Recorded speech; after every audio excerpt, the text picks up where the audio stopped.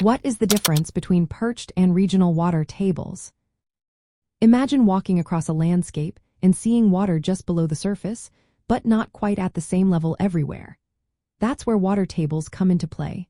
They are the upper surface of the zone where all the soil pores and rock fractures are filled with water.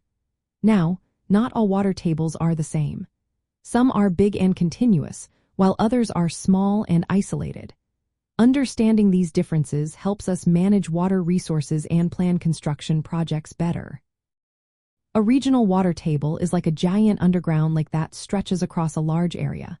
It's the main surface where groundwater saturates the soil and rock. This water table follows the shape of the land, sloping towards rivers or lakes. Its depth can change with the seasons, getting deeper during dry periods and rising when it rains. It's connected to surface water bodies and larger aquifers, making it a key part of the groundwater system. On the other hand, a perched water table is more like a small pond sitting on a hilltop. It forms when water infiltrates the ground but hits an impermeable layer, like clay or shale, that blocks it from moving down.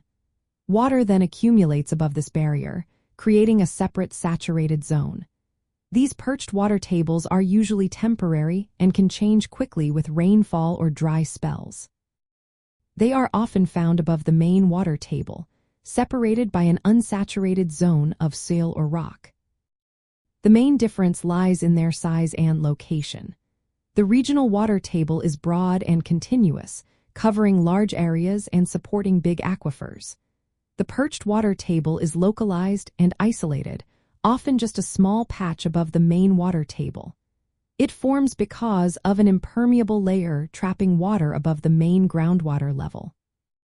This separation is important because perched water tables can cause unexpected wet spots or springs at the surface. They can influence local soil moisture and vegetation. Meanwhile, the regional water table controls the overall flow of groundwater and its availability for wells and springs. Knowing these differences helps in many ways.